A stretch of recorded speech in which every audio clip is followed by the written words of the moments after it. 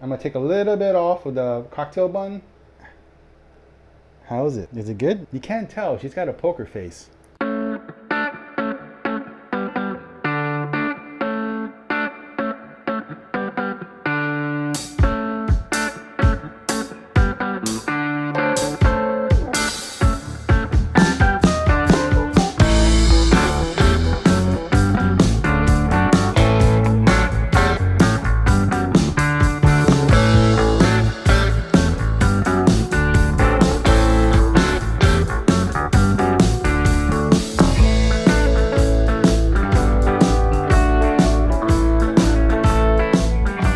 Alright, good morning everyone. Today I'm making GAI MEI BAO, which is a cocktail bun with a really nice, delicious, creamy coconut filling.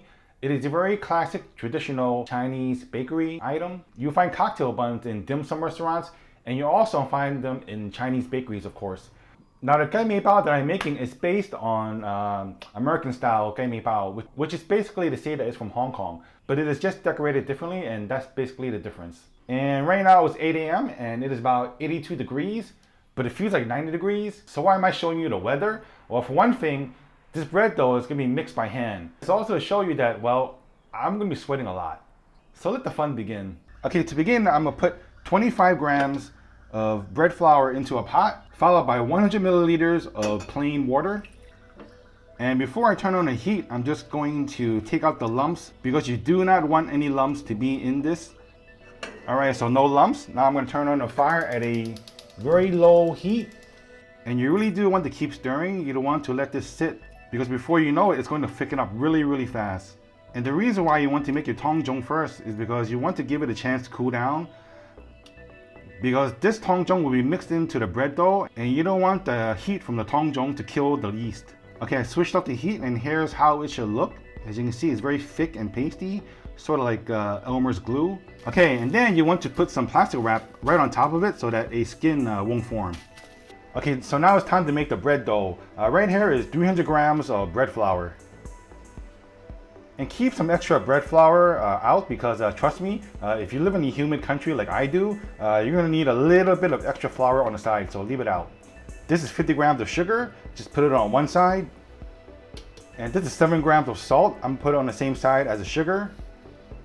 And this is 6 grams of instant yeast. I'm gonna put this opposite side from the sugar and the salt. And I'm just gonna bury the yeast just to give it some extra protection because I'm gonna add some liquids into this. And now I'm gonna add in 1 large egg. And this is 40 grams of oil. And make sure you use a flavorless oil. And finally, last thing I need is 20 grams of cake flour. All right, and my Tangzhoung is lukewarm, so I'm gonna add my Tangzhoung in. All right, and just start mixing. Oh, I forgot to mention, here is 70 grams of plain water. I'm not gonna add it in just yet. I'm going to just mix it up first to get everything all incorporated. Just grab a hold of it and try to form everything into a large clump. And just when it's a little bit crumbly like this, I'm gonna add half of the water. And once you add the water, it's gonna get really, really sticky.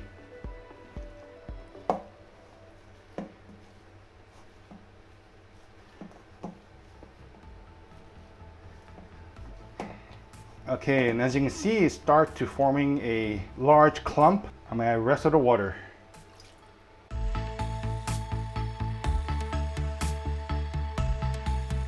Okay, as I said, if you live in a very humid climate like I do, you need to have some extra flour outside.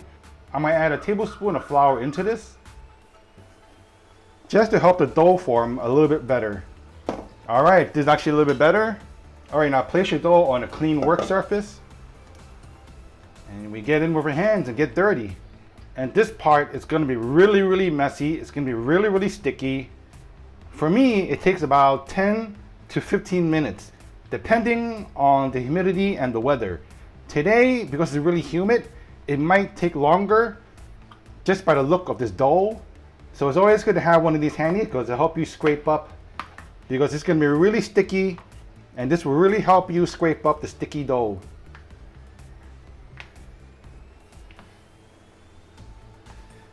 And the more aggressively you work the dough, the faster it'll take you to get it to the right consistency. And when it's about ready, I'm gonna show you how to tell if your dough is ready for the next step. And as you can see here, it's getting to a point where it's starting to all stick together and not spread out too much. And that's a good sign. But this is still nowhere near finished. Right now I'm only at the 6-minute mark, I think. And as you can tell, it still needs a lot of work. But it's getting there. At this point, because it's so humid, I'm gonna add just about 2 teaspoons more of flour. You don't want to add too much flour in because you don't want to throw off the ratio of the ingredients.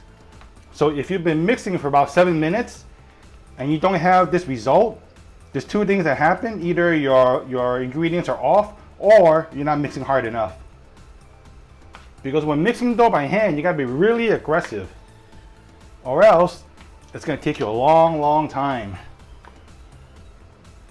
Okay, so right now I'm at the 10-minute mark, and I don't know if you can tell right now, but this dough is sort of pulling away from the table.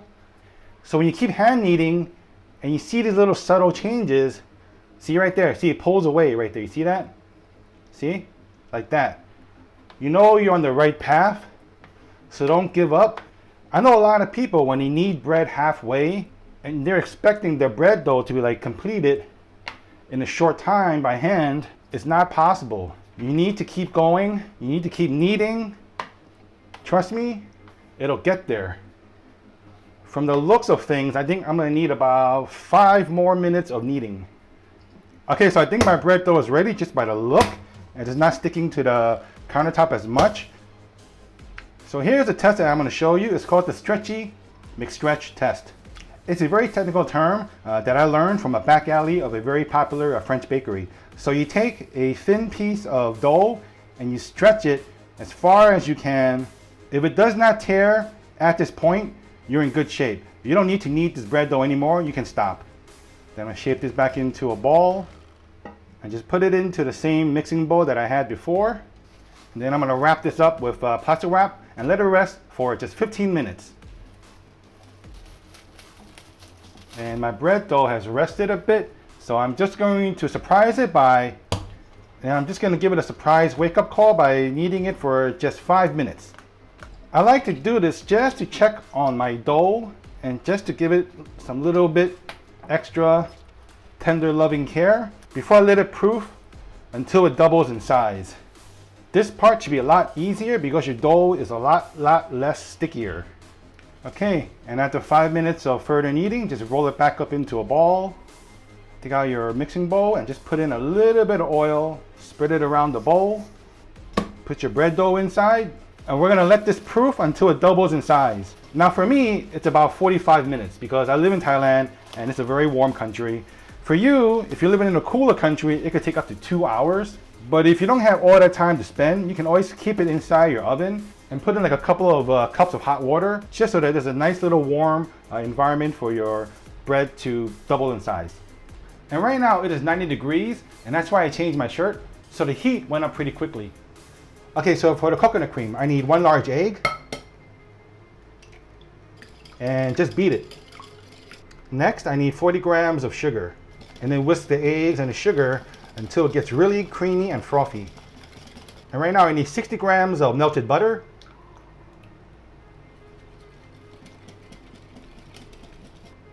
and this is 50 grams of milk powder, plus 25 grams of cornstarch, and a half a teaspoon of vanilla extract. And then we mix this up until it's nice and smooth.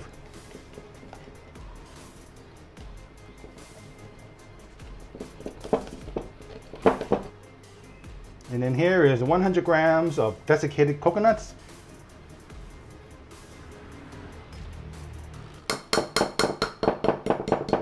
Final ingredient, just 2 teaspoons of cooking oil.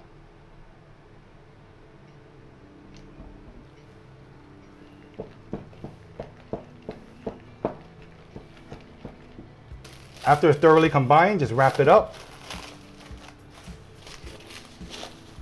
Okay, so it's been about an hour, and as you can see, my bread dough has doubled in size, so it's time to break these down into separate buns.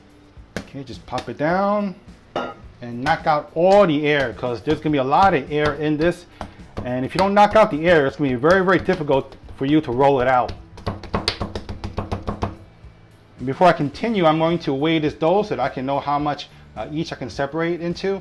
I'm going to be making about 10 cocktail buns, so I've done this a lot of times. I should have about 630 to 650 grams of bread dough here. You see, I have, okay, so it says 640, so 640 divided by 10 is going to be 64 grams per bun, right? So, okay, so I'm just going to continue knocking out the air, roll it up into a log. I'm just going to split it in half to make it easier, and I'm just going to cover the other half.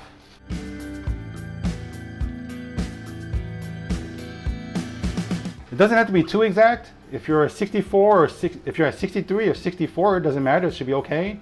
See, this one is 65, should be fine. And then I'm gonna roll these up into tiny dough balls, set it aside. What I'm doing here is just grabbing the bottom and just pulling it under, and pulling it under until it forms a nice little dough ball like that.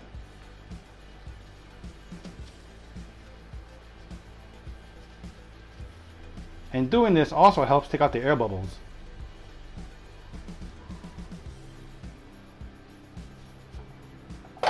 Okay, so now that it's done, let's let this rest for just 15 minutes.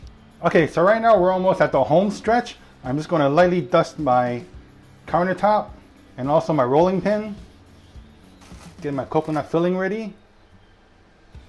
And here's a tip: you want the middle part, the center area, to be thicker than the end areas. Don't worry, it was not like a true rectangle shape.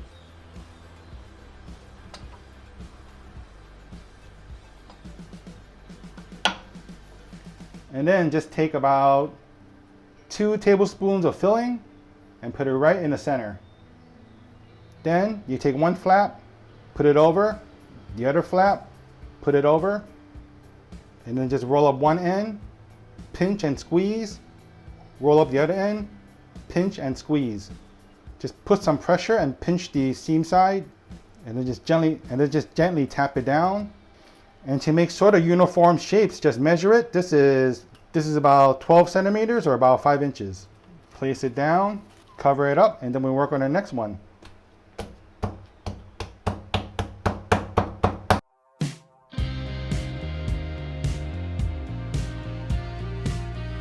Okay, so these are all finished. Right now, I'm gonna let these proof for about 30 minutes. In about 15 minutes, you should go ahead and preheat your oven to 190 degrees Celsius. Okay, so now it's bake time. My oven is already heated to 190 degrees Celsius. I'm gonna put an egg wash on top of my buns. This will give the buns a nice golden brown color on top. Now, I'm not gonna put any decorations on top of these cocktail buns, because this recipe is based on Hop Shing restaurant in New York City, which is closed now, but they made the best char siu baos, they made the best cocktail buns, they made like the best everything. So they didn't have any frilly decorations on top. All they put was just some fine granulated sugar on top, and I'm gonna add some sesame seeds on top, just because I like it. And then time to take these out to the oven.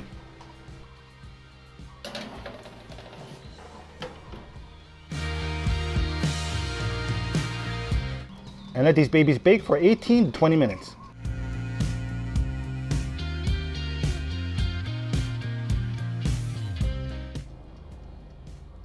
Okay, these are ready.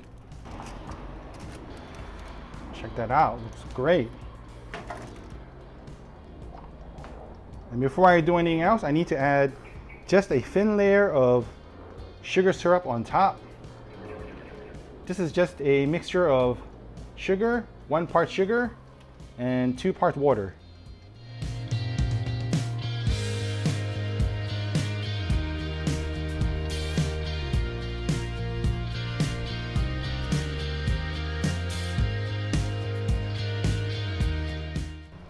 Ooh, this is still a little bit hot, but I don't care. And let's take a look at the inside. Nice and soft. Whoa, check that out. Look at that. And all that coconut filling. It's awesome. Check that out.